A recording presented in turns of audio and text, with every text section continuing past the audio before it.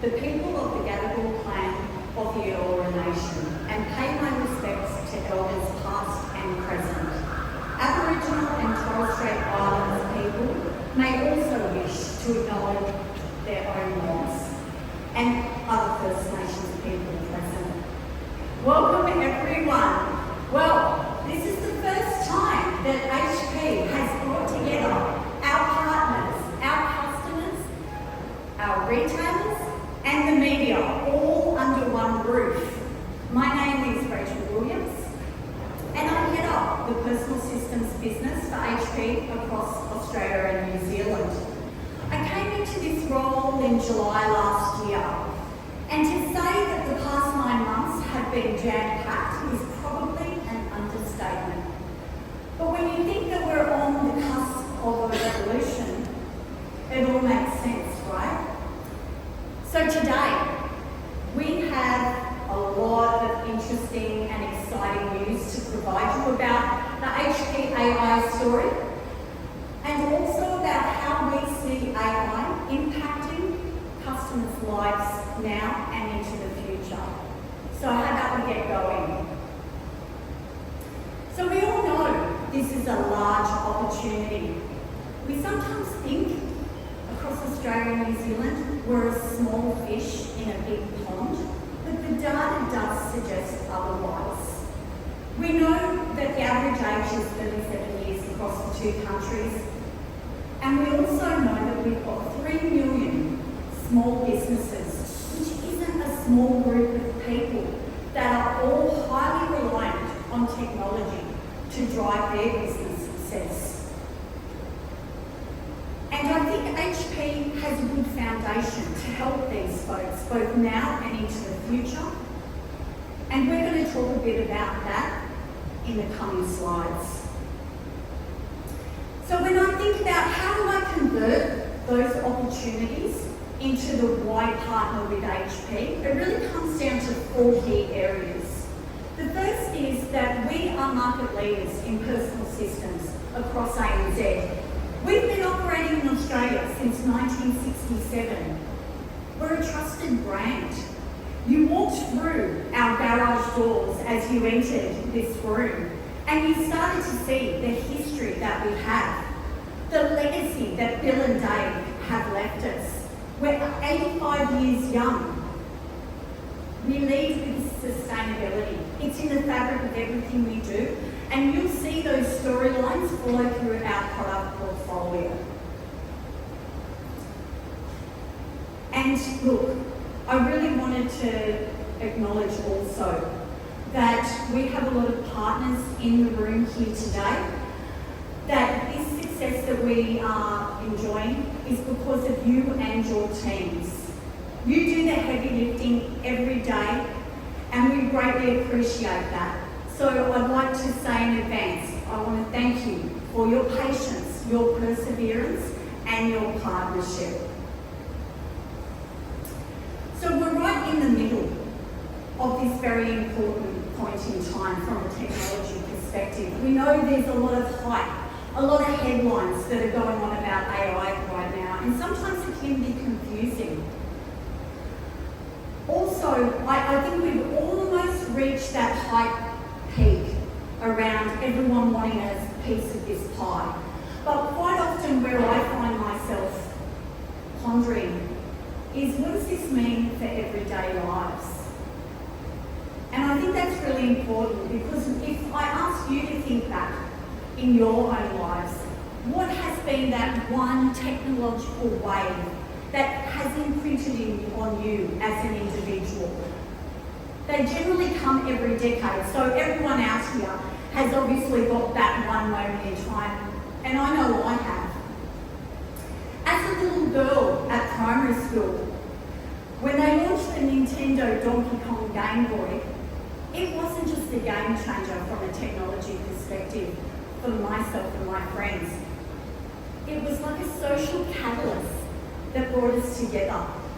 I can remember we'd sit out in the playground in the Blue Mountains under this big pine tree, and we'd share consoles to do battle with that evil gorilla throwing those barrels down at us.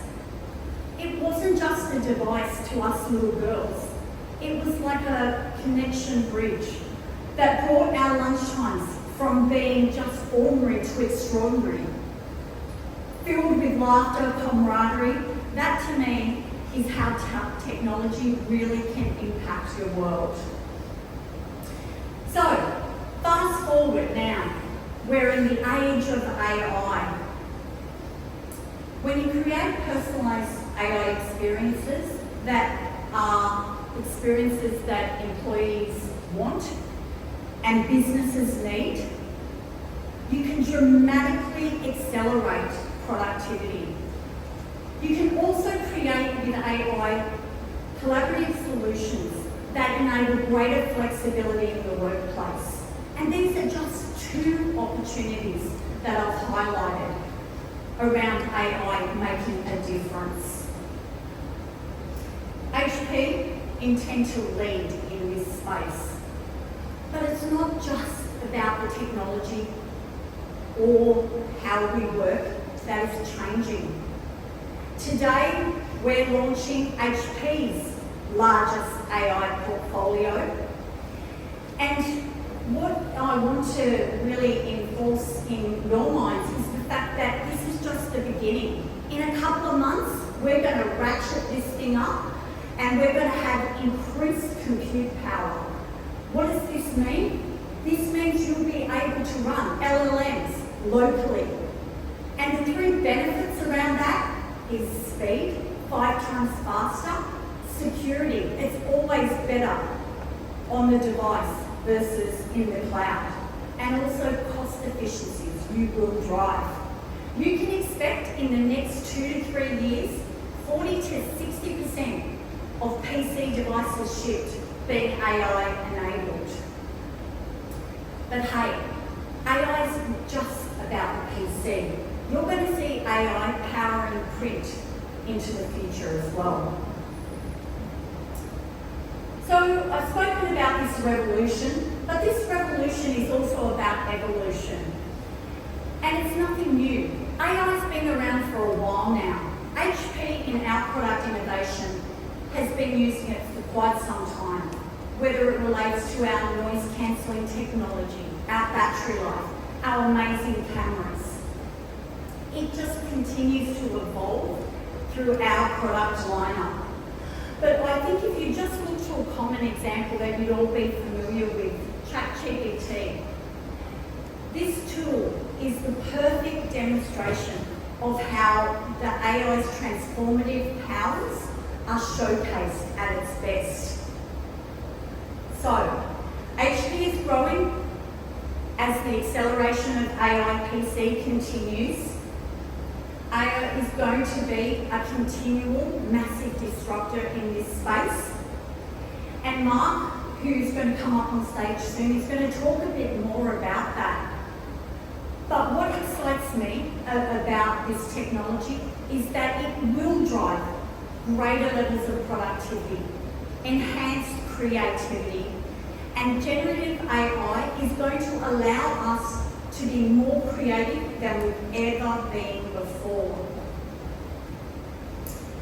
So when I think of what does it enable that excites me so much, when you think of research, you're going to be able to synthesize and summarize large data sets rapidly. You're going to be able to have better collaboration because your meeting notes are going to be consolidated automatically. You're going to have people with absolutely no training in design or no background in any agency's field actually creating images and content. You're also going to have the power given to marketers to create campaigns and content in real life time. So let's be very clear.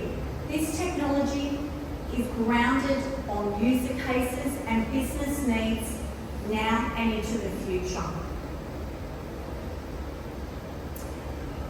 HP's run a lot of surveys to understand our customers and what they're looking for. And the one thing that is undeniable is that the AI PC will be the most powerful knowledge tool that any employer will have in their hands into the future. We know for a fact that leaders in organisations have a solid belief that this will make jobs easier. And of those surveyed from a knowledge worker perspective, half of those respondents actually believed that it was going to make their jobs more enjoyable. So for me, that's where the I in AI really comes into play. This is the humanisation of the technology. When you have people saying that they truly believe the technology is going to make their life better. So, I'd just like to wrap by thanking you again, and I hope you enjoy spending some time up amongst our products, because what is for certain is that our lineup of AI PCs is HP's largest. We want to make sure that you understand that our product portfolio will enable you to create, consume and collaborate better. So I'm going to see you in shortly as I do the fireside chat with some of the experts, but I'd actually like to hand over to Mark now. Thank you. Thank you very much. Let's get illuminated. Let's have that light bulb moment. My name is Mark Benson. I have the really crazy title of HP and Intel AI Compute Evangelist. Sometimes even I'm going to read that. I don't think AI is short on that one, but we'll see how we go. We're at a turning point at HP where we're no longer talking about hybrid work. That was last year. I'm tired of sticking tight with that. But we're evolving how we work. We need to be far more sustainable about how we look at our brands and how they support the environment. But the big one is the AI as the catalyst of change. This is taking so much rapid change that we're seeing things like ChatGPT get to 1 million users in 5 days. This is a crazy rate of change that this is happening. And we're getting to the position of the AI PC, and it's here now. It's ready to go. We have it available for you. So, what does this all mean? Where do we go? What do we do? Well, what is AI? AI is that starting point where it's a very big term, artificial intelligence. This is 1950, many, many years ago. We started getting into the machine learning around the 1980s, and then developed deep learning into the aspects of going deeper with our data, deeper with our information, and getting more concise results from there. But what's driving this whole new craze at the moment is absolutely generative AI. This is the turning point. This is where people are saying that AI is now present for everyone. When we start looking at it, growth in artificial intelligence is going to be 45% from 23 to 24. But the big driver of this is generative AI. Whether it's creating a spark or a light bulb moment for you, whether it's creating the idea of I'm going to create my own garage, or whether it's the idea of I can do this from anywhere, that's where HP can help you. Growth in PCs and end user compute, 25%. From 23 to 24. Now Rachel showed this slide as HP's largest. Let me show you what the HP's largest really looks like. This is a combination of our consumer and our commercial products. When we start with our retail consumer range, we have our HP Premium and Omen range. We drive straight into HP Pavilion, Spectre and Envy, and our brand new Transcend 14. I was very lucky to have one of these. I had to wrestle it for my son because he wants it tomorrow, but I had to tell him I'd bring him to an event. You're going to see some amazing things that I'm going to bring up a couple of creatives that are going to do great things with this product. But the Spectre and the Envy are great middle points available for everyone. When you add that with our Poly Studio and HyperX range, you have a complete desktop notebook solution for whatever you need to do or throw it at. You can game anywhere. You can be creative anywhere. You can design, create, and game everywhere. This is what AI does for you.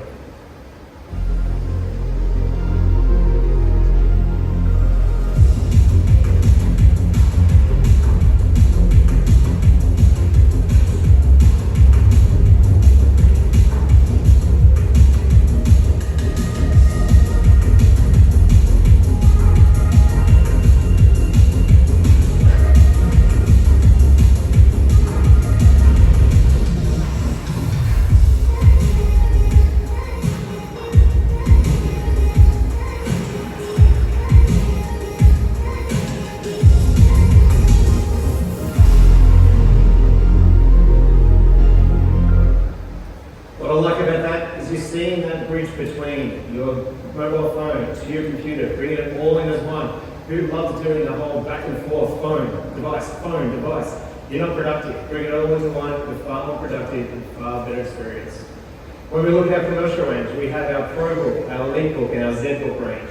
Anyone that's creative should be looking straight at our ZBooks because they are the premium products for anyone that wants to design, build, create on the go. I also love the fact that these also have our Poly Studio across the board. This is where you're getting to a point where you have studio level quality in recording, podcasts, videos. This is where you have in and outbound noise cancellation to have that perfect Zoom or Teams call. And this is where you can start to have all of that combined in one into a great looking device. It starts with a vision, creating a smarter way to work. Our journey has led us here, to an intelligent, ultra-light, highly secure PC that anticipates and adapts to your needs, balancing power and performance for cloud-based AI workloads. Work without interruptions. Spend more time on what matters most. Ready for a more impactful way to work? Our LeapBook 1000 series is my next product as soon as I can steal it. It is fantastic. 360 or clamshell. It has recycled fishing net and recycled cooking oil. This is where we're taking no longer raw materials to use in our products. We're taking whatever we get our hands on that it can be recycled and putting it into our products.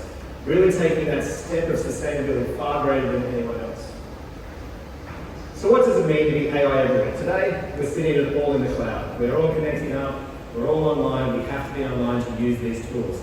But you'll start to see that shift into the client and the edge. And today, we'll have two people come up and show you what is now starting to happen with the devices. We've gone from that age of we're all on the device to now we're all in the cloud. We're now coming back to, hey, guess what? We're back to the edge and the cloud and the device again. And how are we doing this? It's all being driven by the Intel Core Ultra processor. This is what's driving that brand new AI experience. These processors have been built to unlock AI experiences.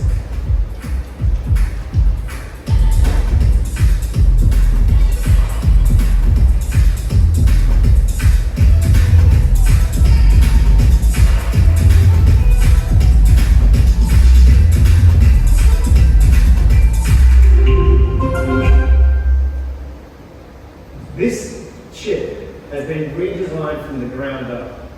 It's a brand new technology. I'm not going to go into the details, but you still have your CPU for your low latency AI workloads. You still have your GPU for your full-on creatives out there that need a bigger front graphics. Or you now have a thing called an NPU, neural processing unit. This is where your AI goes into a low power state. We all go into Teams and Zooms and have day-long presentations and meetings, and our battery just dwindles down to nothing very quickly. When you start turning on your Windows Studio effects, it's going to use this NPU, and it's going to be low power, and you can do it all day, with still battery life at the end of it to going home and create. When you start adding extras to this, you start putting our Thunderbolt 4, Wi-Fi 7, brand new ARC graphics, as well as a low power recall to give you even longer battery life. This is also going to bring AI to your client. What that's going to mean is far greater security, far greater less latency on your connection to AI, allowing you to not connecting to the internet. You can have offline and online experiences, as well as the idea that can be customized and experimented with. We don't want an AI bot that is learned from everyone in this room. We want an AI bot that knows me, that knows how to control and anticipate my needs. Now, I could show you a whole bunch of cool snackable videos, but I'd like to invite Mike McHugh up to the stage. Mike's from Adobe. G'day mate, how you doing? Hey Mark, how are you? I'm good mate. So, Thanks for having me along. just be wary guys, they're creatives, they get a bit wild, it gets even wilder after Mike, trust me. But Mike, how long have you been at Adobe for mate? I'm involved for about 11, 12 years. Spent about 8 years in the US, working at headquarters. So you know the Intel partnership, you know the HP partnership, you probably were next door to the HP. Very close. Very close, there you go. Yes. You got me to show you this. Yes. Talk to me, what's the history of this? Well, for those of you who don't know, Adobe was the company that invented the PDF. This is actually a letter from one of our founders, John Warnock, describing the PDF spec. And actually, fun fact, Acrobat was the first AI tool that we had at Adobe, form field recognition in it many years ago. And everyone knows Adobe PDF is the backbone of every document. If anyone's bought a house, they definitely know Adobe. Absolutely. It's gone further than that now, hasn't it? There's a little bit more to Acrobat. Actually, we just injected the AI assistant into Acrobat very recently. It allows you to run the AI assistant over any PDF documents that you have. It'll create a summary for you. You can query those documents and then use them. Like, I don't know about you, how many creatives are here? I don't like reading through 100 pages. I never have. No, I don't do that. I bullet point everything. I don't read emails with 100 words, so there's anything against that. Now, you've gone rapidly. I mentioned the speed of ChatGPT growth. I know the Firefox has gone into some pretty crazy growth. I think you guys got 100 million users after 3 months. That's some great numbers. Yeah. So yeah, Firefly, which is our model, generative AI model, launched about 12 months ago. Its first birthday a couple of weeks ago. Already generated over 7 billion images. That's pretty It's crazy. unbelievable adoption. It's the biggest thing since layers in Photoshop as far as I'm concerned. It's wild. And let me guess, like my own presentations, they're changing nearly every week. You're probably changing this number. Yeah, I've changed this slide like 3 times over the last 3 weeks. Exactly. Yeah. It's going very quickly. I'm a creative though, Mark. If you ask me how it works, I'll just say it's magic. And I would like to show you. I actually drew this little sketch of the HP garage on the plane on the way up this morning. I just come up from Melbourne. And I thought it might be fun if we kind of try and recreate it. Mate, you're a far better drawer than I am, but I wouldn't be able to draw that on the plane. But let's see the demo, let's go, and let's flick across to your device. Well, let me get to it. All right, there we are. Okay. Now, when I'm presenting in front of a large number of people, I don't like to type a prompt in because that's when I can't spell. I promise you, I can do it when no one's watching. So I've already typed the prompt in. It's a shed with green doors, a slanted roof, redwoods in the background, a stream on the left-hand side, and I can just hit generate, and Firefly is going to go ahead and just create that image for me. There's a lot of different options that we can follow, but as we wait for this to generate, we're looking at, wow, I think it's actually pretty close, isn't it? That's not bad. It's not bad. Go fishing off a couple of those. There's a couple of options I'd like to change though. So you see, I can choose it whatever mode I like. I think we're going to go with the landscape mode here.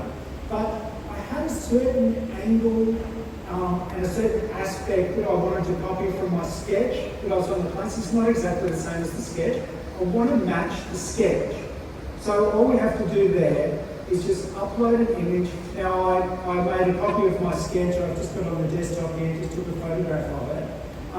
And as I upload that, it says, hey, do you have the rights to use that image? Because what we want to make sure is we're protecting creators' IP. So that if we're uploading images into here, we're just asking, hey, is this your image? Are you allowed to use it? We want to make sure that when we're building our software that's commercially safe as well. So I'm going to click OK on that. I want to touch on the fact that AI is learning from somewhere, and you've got a lot of artists in your system. Mm-hmm. How do you protect your artists' rights, and how do you allow them to be in control of their IP?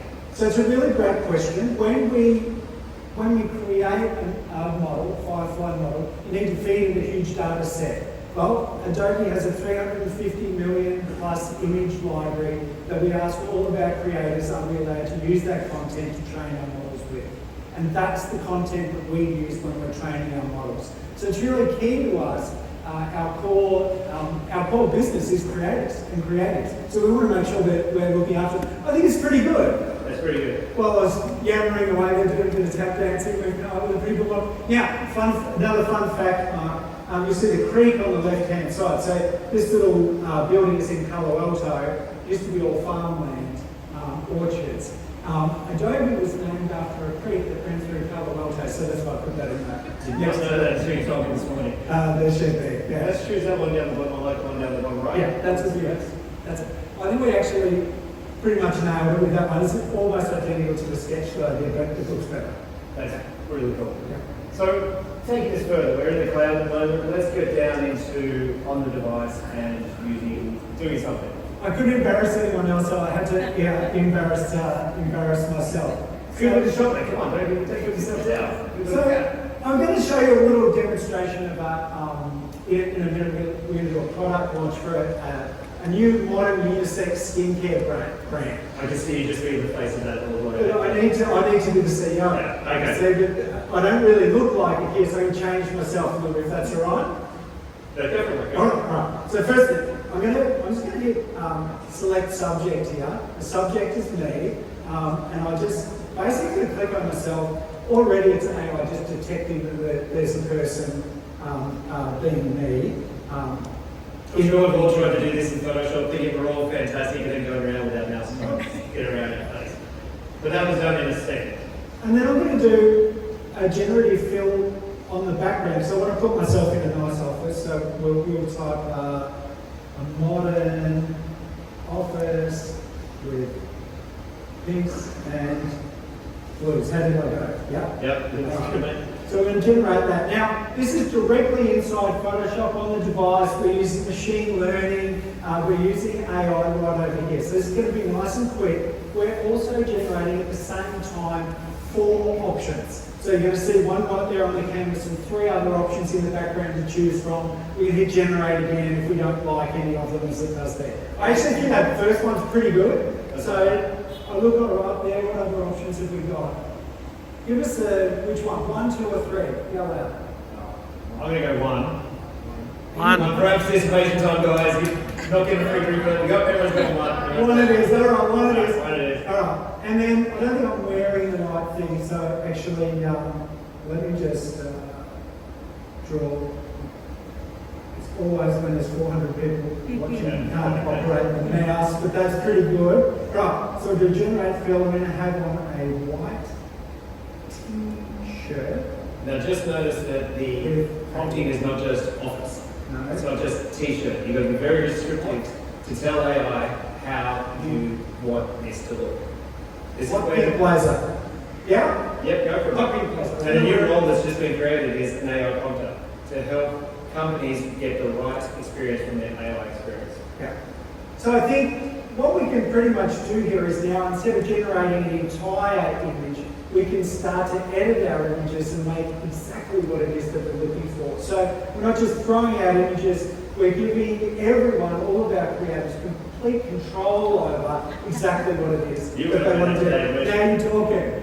That's better. So I like it. That would be my one. Now, we need a product, Mark. Yep, go for Hang it. on. Here we are. So here's the skincare range. You still the model launch yet? Yeah. So we think a lot about fun stuff that we can do with Gen AI, but not always a practical application. And we're getting there really, really quickly. In this instance, what I'd like to do is put some branding on my product, put a logo, put some line, but I haven't got enough room to do it.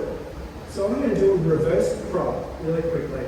I'll expand this background out because we need some room. Now I haven't got enough image. Let's put some image in here. So I'm going to have I love how you describe a reverse crop. a reverse crop, yeah. So we want a mossy green rocks and lichen. Does anyone know what lichen is? Moss.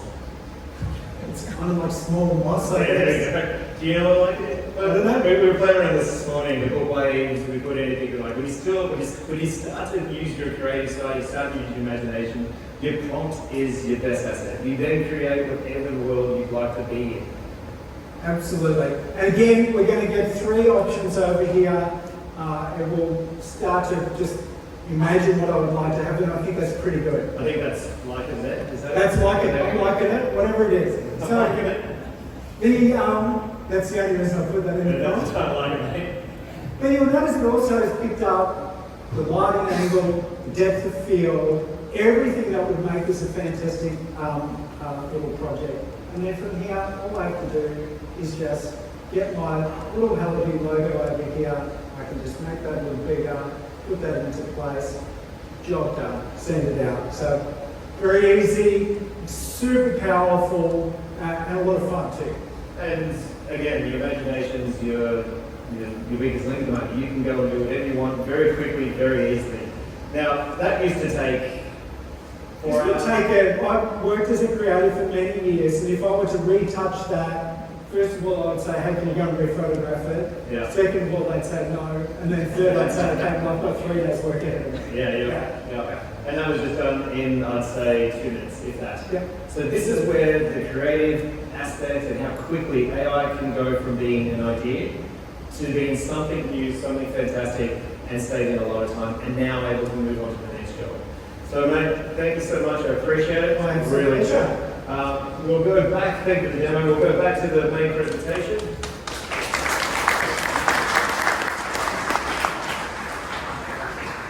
My next guest, I've known him for less than a month.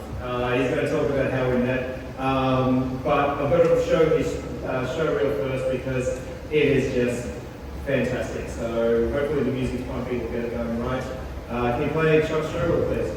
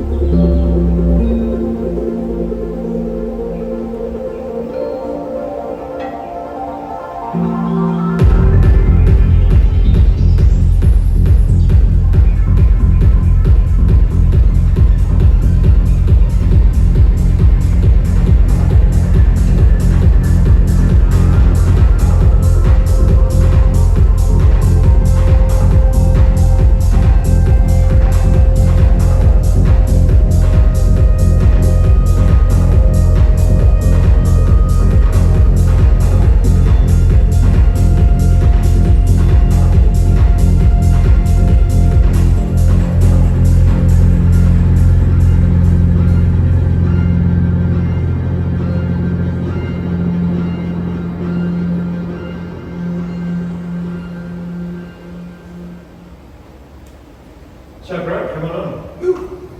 Thank you very much, mate. How's it going? So, Chuck, how did we meet? Well, what was it, the end of last month, I think, we kind of randomly met at a presentation you were doing. I used ChatGPT to write a really effective email, and then I was like, yo, that computer you got sounds pretty cool. I'll train you to give you one of those things, I'll make you something amazing.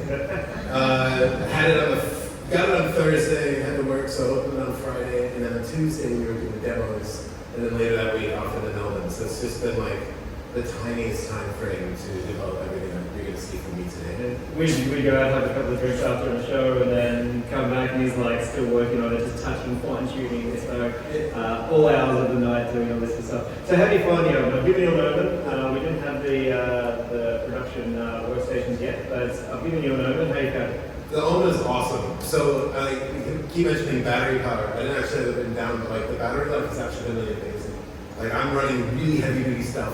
GPU's just flying, CPU's cranking. It's at 100 degrees. And the reason why the room's so hot is because the Chuck's literally just pumping out the heat. So. 100%. But yeah, I've had it going really hard, and it still lasts. It's not my other workstation that I use for live shows and stuff. It's got a 2080, i9, whatever. But you've got 38 minutes of power. When you unplug that thing, it's you better go show your friend the thing and get it plugged back in right away. Now this is out, which is really cool. And I just gotta say, having so much power in a portable thing has been really, really awesome for me. Yeah, it's so good. So Chuck uses Stable Diffusion to create what you're about to see.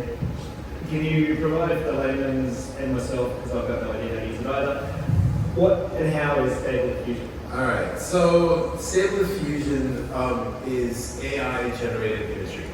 And the way that you make it is by using words. So just like what Mike was doing there, we're using words to create a prompt, and then you get your image result.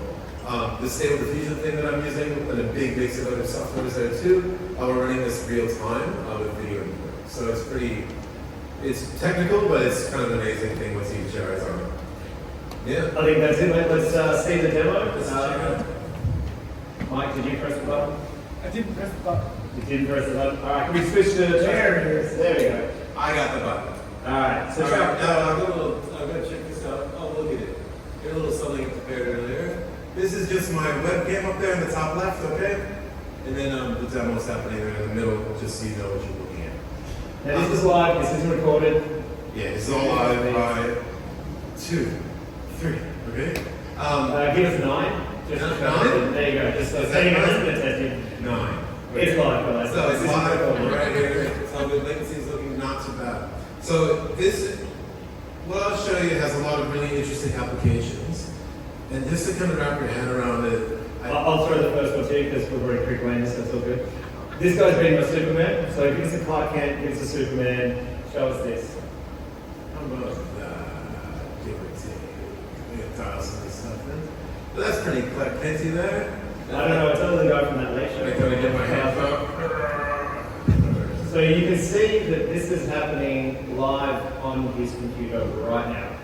He can chop and change it. Now just imagine a creative like Chuck, who wants that spark, wants that idea. He's running this at 10 frames per second and just having that constant bombardment of ideas and where he can take this.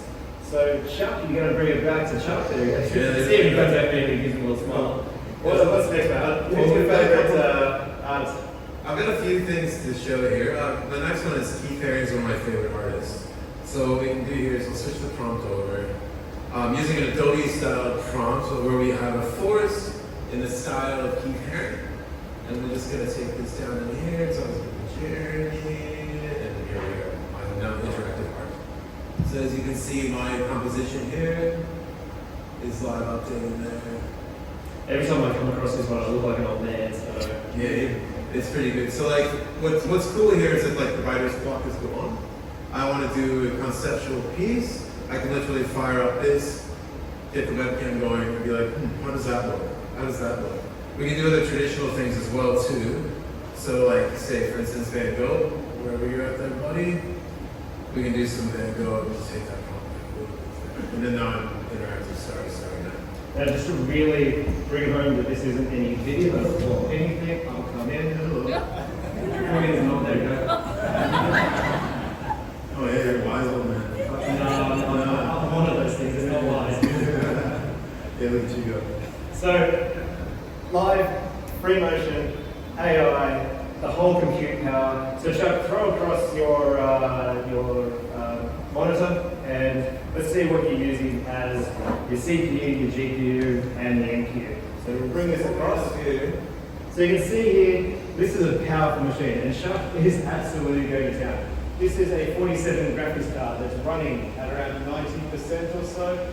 The NPU is running because we've got eye contact, we have auto track and trace, we've also got framing as he follows it. He's followed him around the room. It's sitting around 25% with Windows Studio Effects, and we're still using the CPU, but we've also got the Intel Arc graphic, and while this is getting cranked, it's now flipping back onto the Intel integrated graphics to balance that workload. So whatever he wants to do, whatever device, whatever thing he wants to switch to, it will show exactly and perform the way he needs to. Yes, it's running hot and heavy over here, but it is definitely the fact that this thing is absolutely being crunched to create this type of artistic, creative work. We wouldn't really be able to do this without a really balanced system. So like, this is a tiny little laptop. I'm loving the strength set. It's awesome to be able to do these things on the couch, and I have a nice and small form factor. But we've got an awesome GPU here.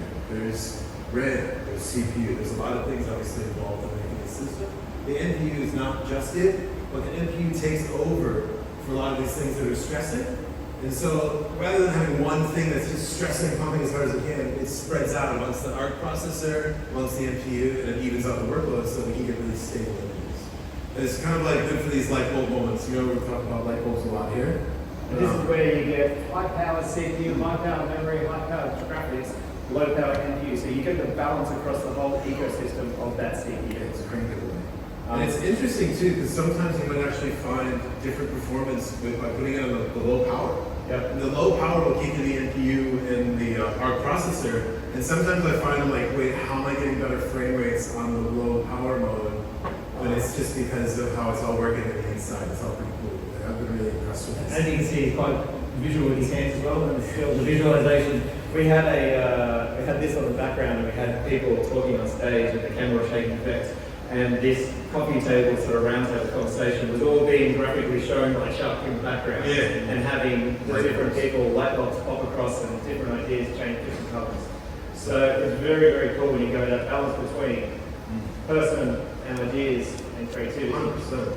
Maybe we can do a few other things here before my time is up, but like, you know, there's a lot of interesting applications about morphing things and all that, but like, what we can do here is let's get some, if I do the wrong switch, my career's over. Always be careful. Always be careful if you're running AI stuff in this tree. So here we go.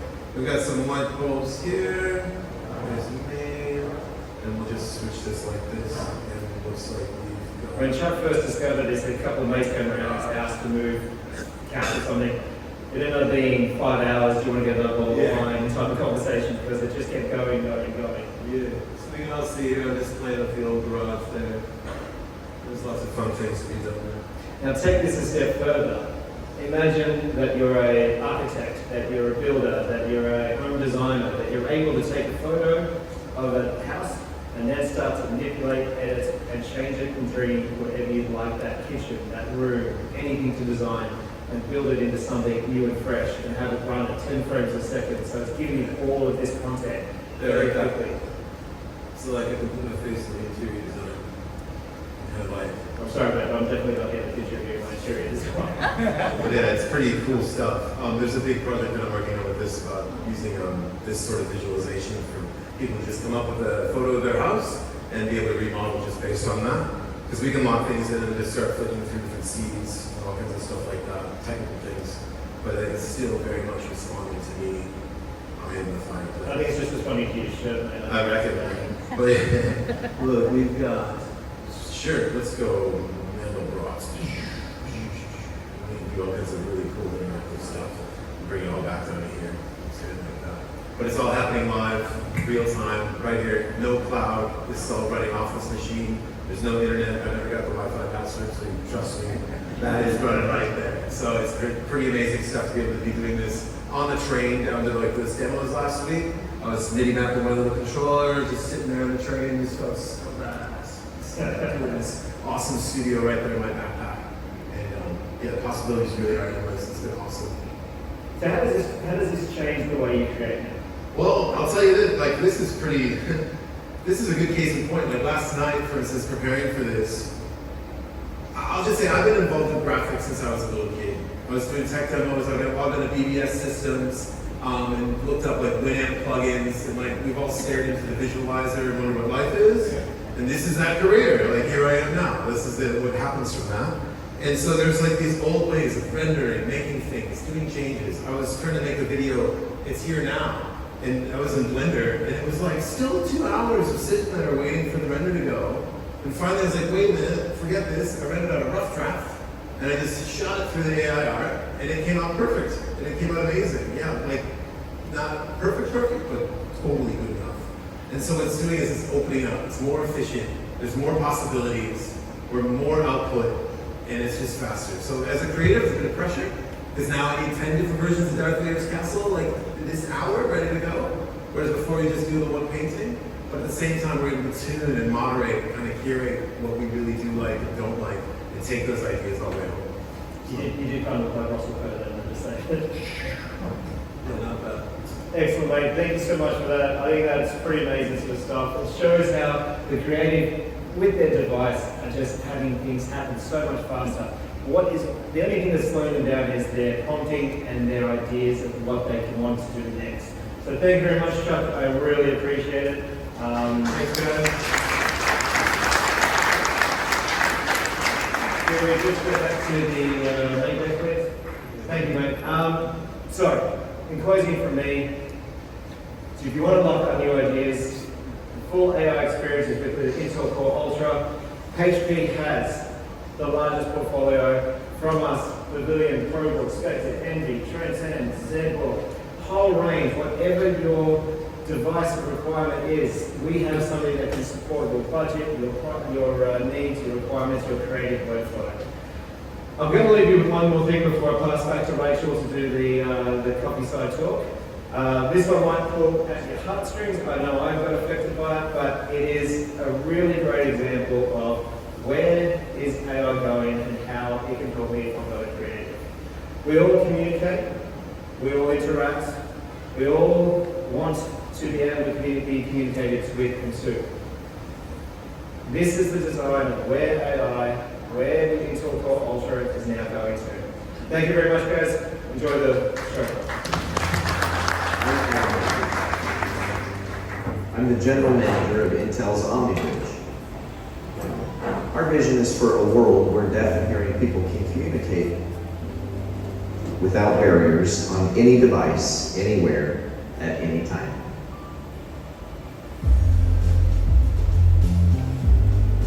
OmniBridge is helping to break down these barriers using AI to enable real-time conversations between people that use American Sign Language and those who speak English. So how does this work? OmniBridge is an Intel software solution that uses a webcam and a microphone to interpret sign language and speech into text. Our AI has been trained to understand various sign language styles using computer vision and machine learning.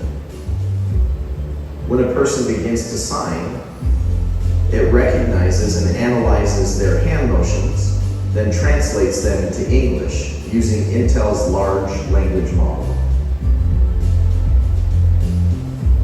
We run the software on the local client. It's very stable and reliable, and we're incredibly proud of the accurate, real-time translation OmniBridge offers. Automated speech recognition took over 70 years to get to where it is today. But we've developed OmniBridge's sign language recognition capabilities in just 3 years. Without AI, this innovation wouldn't be possible. As an Intel venture, we're part of a wider mission to use technology to make the world more inclusive and connected. Our goal is for OmniBridge to be available on AI PCs worldwide, starting with the Intel Core Ultra, so that sign language translation is accessible to people everywhere, creating bridges between the hearing and the deaf worlds, all through the power of AI.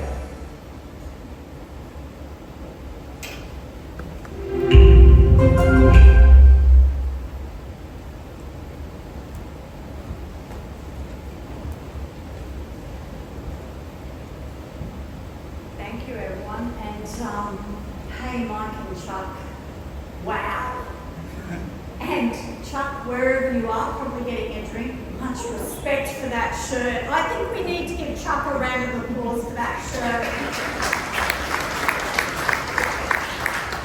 So now we move to the fireside chat, and I'd like to invite up our guest speakers, if I can, to the stage. So I'm very excited to have our two guest speakers, Lacey and Jason, with us. So I guess we'll just get in position. So after that, how about that? Was that a wow? That was absolutely wow. Brilliant. Yeah.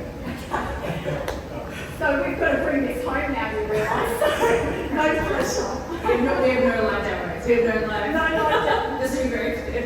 You're it. So I'm excited to dive into our discussion now and find out what this means with you as experts. But before we do that, can I get you to introduce yourselves? Lucy, if we can start with you. I'm Lucy Kane. I'm co-founder of Girl Geek Academy. We're a social good startup focusing on what the world would look like if there were more women and girls building the internet. And by day, I am a video game producer working for a publisher.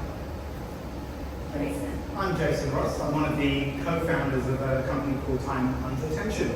We've been basically helping clients figure out what to do with generative AI, but then working with them to implement generative AI into their businesses. We work across government, retail, travel, a bunch of different industries, and helping to make sense of all of this madness and how to use it today. And that's interesting. All this madness, right? We spoke about all the headlines around AI, all the noise. But from your perspective, what does this all mean to us? Yeah, we very much live in the here and today. Our work is trying to help clients embrace this technology in a meaningful and responsible way. We were very inspired when we saw Bill Gates, his feedback to the world when he first saw ChatGPT was that he saw it as one of the biggest technological advancements since the days of the microprocessor, the PC, the internet and the mobile. And he was saying all of this technology that we've seen today is going to be as profound as that. And you know, the reorientation of industries from healthcare to education. So for us, we anchor ourselves in how do we take the stuff that we've seen today and some of the capabilities that are coming to market and how do businesses make use of them today. So it's an exciting time because I think you said once every decade, I think we are now at that point. Yeah, and definitely in the game space. So we've obviously been using AI for quite some time. I don't think you could have had things like Pong without any kind of AI, but this is, you know, like we saw before, this is a very, very different generation of AI. And the games industry is always being at that intersection of art and technology. For me, the thing that I'm really excited about in the games industry space is seeing how things like player experience comes into it. So there's a great startup overseas called Modal AI, and they're doing a lot of work around creating unique player experiences using the data from your day-to-day gaming playing. So it's how you're playing a game, how you interact with different things. Your experience that you get given could be different from somebody else's. And as someone that also plays games, that's really, really exciting from a, you know, talking about, you know, you were talking before about that, being around your friends and talking about your experience, and that might be something completely different to what your friend has seen. And that's a huge, outside of all the creativity from an art perspective, from that player experience, that's like super exciting to me. So I spoke about the humanising element of AI becoming increasingly important, and as a mother of 3 daughters, I often sit back and go, geez, what does this world mean for them as they start to enter the workforce and that? What are you seeing in regards to how this powers personal development, given the fact that, you know, Girl Geek Academy is very much in that space? So I'm sure there's a lot of folks that can relate to this, and I think this is probably a little bit earlier adoptions with AIs around things like ChatGPT and the way it passes information and the ability to actually read something in a way that and dissect something from what you understand to translate it to someone else's version of it. And for me, as someone that has recently understood they have an ADHD diagnosis, I am working full time, I'm doing an MBA, which is, I don't know why I'm doing that. There are a lot of tools out there that have been able to make it so much easier for myself around time management, project management. I'm trying to utilize so many different things, and I didn't have that. We didn't have that when we were in high school and university. And for me, it's been really, really interesting to see how people can use it. For example, another meeting tool that I love called Fireflies. It gives you the ability to actually see biases in a room and understand in meetings who's speaking the most, understand all of those different things. Outside of that time management, project management, productivity space, the other thing that we're seeing is how it actually works with things like mental health and well-being. We're partnering with a university project called the AI Ally Program, where we're actually creating basically an app that will allow women and girls to deal with online harassment in a really AI-driven way, which is also something that we wouldn't have been able to do 5 years ago. Very, very exciting. Yeah, if I can just add to that, I think you remind me when I was back in high school and really, later in life I was diagnosed with being mildly dyslexic, and I didn't really understand that as a young kid, I struggled. And some of the work we're doing today, like especially in the government space, starting in the training side of things and using things like KGen for generative AI to make training something that you can access irrespective of whether there's a training or not. I think how useful that would have been for me back then, and yeah, the role that it has just incredible. And look, I know that we'll touch on education a bit more as we get into this fireside chat, but I know as we were talking, you know, at lunch, around AI has the power to be that great equaliser in these contexts. And you know, thank you for sharing the fact that, you know, as someone who is living with dyslexia, that could have changed the whole paradigm for you back then. Absolutely. Yeah, we're seeing, I think, whether it's healthcare or education, there are particular industries where some of the use cases that some you've seen today and some of the things that large language models enable are just going to change the balance where we don't have enough teachers in the workforce. That's something that can be a great aid to society for sure. Yeah. So while I've got you talking, we've got media in the front here. We put them in the front so we can keep an eye on them. But they're constantly bombarded with, why should they care about AI, all the headlines? And then we have also partners in the audience who are trying to navigate, big business problems for their customers. What are you seeing as the trends as you travel through the industry right now? Yeah, look, well, first of all, we work with everyone from C-suite all the way down to employees and businesses to find out where the use cases for generative AI are in their business. I'd say, media and marketing is probably one of the lowest hanging fruits where we're seeing the biggest changes happening most quickly. I think as we run up to the US elections, a lot of those things are going to get highlighted even more, some of the technologies that might get banned as a result of influencing the market. But I think if I take a step back, a time under tension, what we're seeing with our clients is we're seeing customer experience and employee experience as the two battlegrounds. So companies are looking at how do we change the way we can interface with our customers. That's the top down, has to be strategically driven. We're seeing bottom up, staff getting trained, whether it's themselves most of the time because companies are slow to adopt, but employees sort of upskilling themselves on how to use those tools. Those are the two battlegrounds that we see at the moment. And we see in your space, any key trends that you see emerging? There's obviously the obvious ones around the creative. I think we've seen a lot of the creative inspiration before. I think definitely the trends are that business level. It's not too different to every other sector. It's that I always say this, how do we remove that day-to-day busy work from our colleagues? So I run our AI committee at work and trying to figure out how do I take away that 20 or 30% admin work from your day-to-day so you can get out of the meeting earlier, so you can go and do something more creative and spend that time. Knowledge workers are going to go through an interesting revolution where that busy work is removed, and that's what you do with that extra space is really important. So that's the same trend that we're seeing within the sector as well. Right. And given the place that Girl Geek Academy is a place of learning, how does AI technology ensure inclusivity in that equation? Because obviously, we've got to be really conscious of these things as we go down this road. It's very exciting. It's also a very interesting precipice that we lay on in regards to that, inclusivity piece, because this is a time, for the first time in a very, very long time in the tech space, that we're building something new, right? And it's also the first time in a very, very long time that diversity and inclusion is part of the conversation. And it's a really, really exciting opportunity for us to actually include a wide range of voices in how we create that future. I think, we've seen probably a lot of stories around how all the language models use certain biases, and bringing more people into that space to make it is what we're really excited about.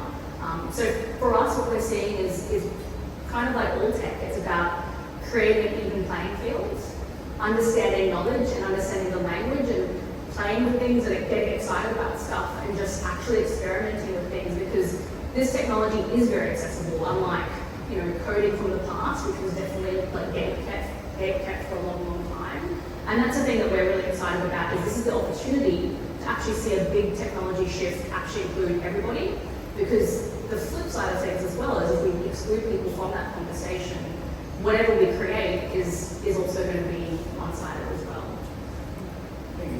If I could just make a plug to Adobe, we haven't spoken before this session, but Adobe are doing tremendous work in the space of biases. Biases is one area. When we talk about organizations embracing AI responsibly, some of these large language models are taking us back a little bit because there's so many intrinsic biases in them. And Adobe have been doing an amazing job to nuance the models and safeguard the models to make sure that whether it's IP or biases, they sort of come out of the box. So when our clients ask us about tools, definitely Adobe is sort of really doing some great work in this space. And then when we just double click on education, what role do educators play in this space, given the fact that maybe they're a bit terrified as well? And it's honestly, it might feel, especially for a lot of folks in the education space, that Girl Geek has done a lot of work in the past with what we call training the trainers. So we work with helping educate teachers and getting them up to speed from just a base level technology perspective. It is going to be an interesting thing in how Australia broadly approaches this. And we were talking about this over lunch and around technology being taught at high schools and primary schools is still a challenge for many different reasons, and we've got now AI to snap onto that. It is going to be really, really interesting and important for government to be involved as part of this discussion to help make sure the teachers are equipped, because they could do one thing like a lot of universities do, and they just ban ChatGPT. But the reality is, as soon as you go into the workforce or as soon as you go into the real world, that is going to be part of the day-to-day. So it's one of those things of like, we're already playing catch up, I think, with technology. It's around finding those educators and the people that are really excited about it to learn and educate themselves, which is going to be a big challenge, I think.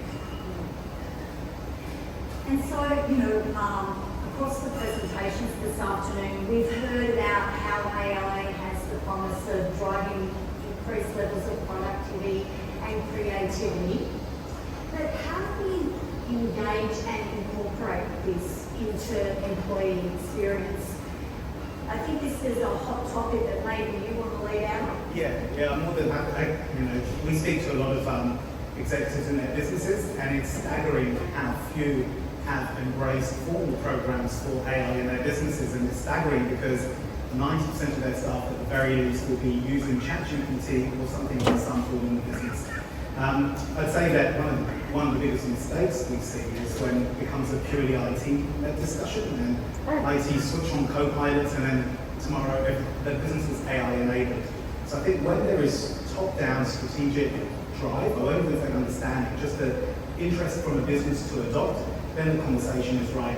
What are the tools that we should be using, that we shouldn't be using, and what are the training that we need to provide staff, and what tools should we allow them to use in our business and not? So these are vital conversations which we're seeing very few businesses sort of jump in and ask those tough questions. Yeah. We're seeing it as well because being in the gaming sector, we're obviously a little bit, the technology language is quite shared, but it doesn't mean that we're immune to the discussions internally. And one thing that we've seen is that everyone's perception of what AI is in the business is different.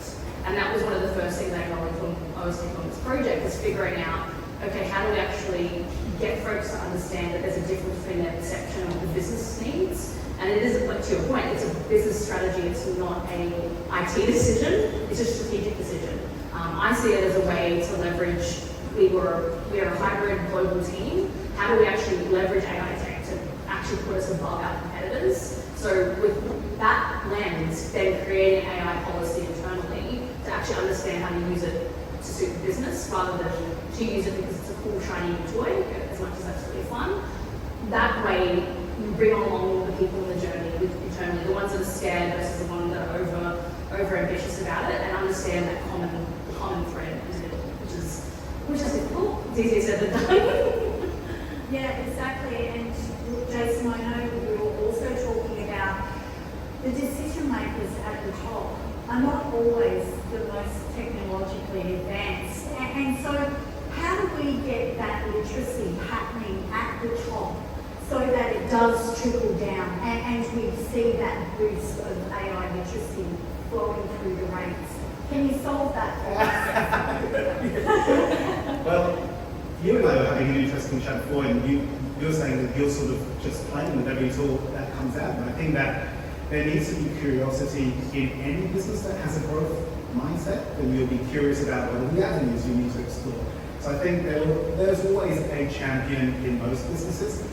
My job is to try and find the champion in the business that you can work with that can then channel that through. But there needs to be that sort of business curiosity and the growth mindset to start with.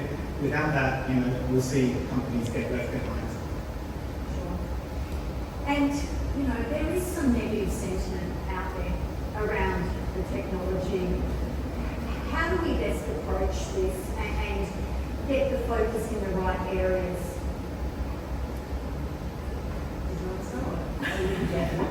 And I think it's a really good point, and I think it is something that both things can definitely be true. there can be I keep going back to it, but it is true, it's knowledge and understanding and intent, and getting really excited about the thing in a way that understanding all angles of it and understanding that we are in a growth period. AI hasn't finished developing. It's not just ChatGPT launches and that's it. It is going to change. So for example, what I like to do is obviously to your growth mindset is just learning what the different stories are. For example, I follow a lot of, her name's Jebru. She was the whistleblower at Google who was actually working internally and saw that there was a racist bias within the tools that they were building. Understanding ethical AI structures and learning about that, not so much to go down that rabbit hole, but just to know what the limitations are and understand that human side of everything, and not to be completely naive that it's not just all sunshine and rainbows, but it is also something that will have impact to different people as well. So it's just being very, very understanding that it's new and getting excited about it in all of its flaws. Yeah, look, I know that when we spent 2023, we thought when we set the business up that we'd be building a lot, we geared the business up for that. We essentially trained a lot of developers in how to use large language models and build with them.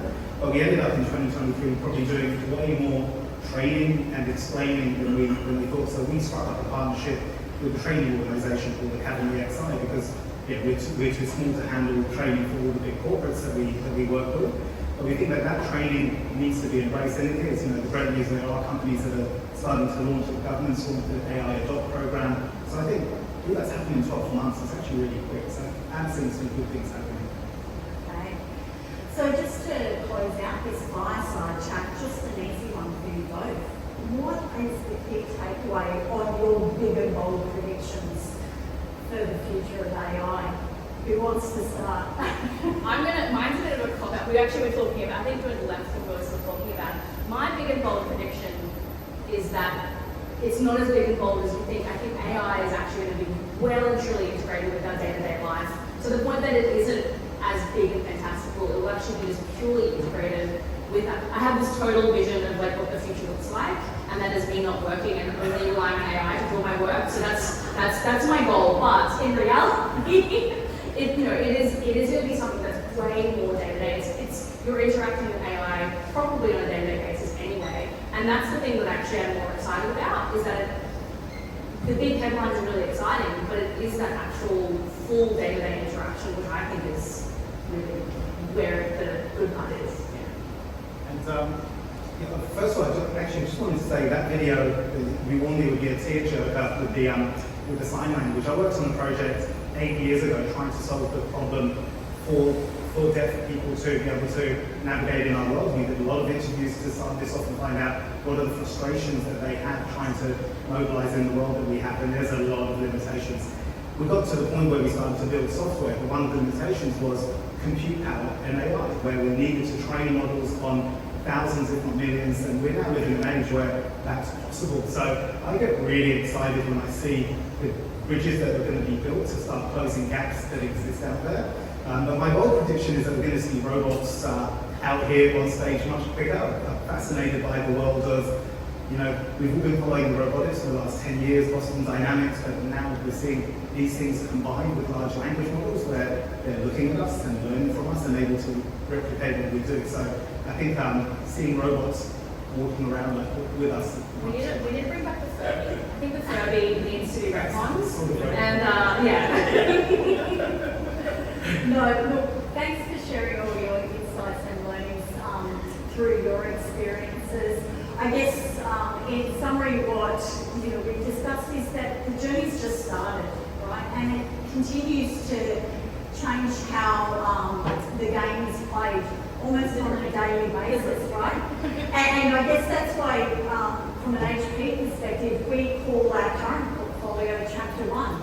Because there's more to come. There will be a Chapter 2, and hopefully we'll have you come back and we'll have this discussion again. But could I ask you all to thank our panelists for their time today?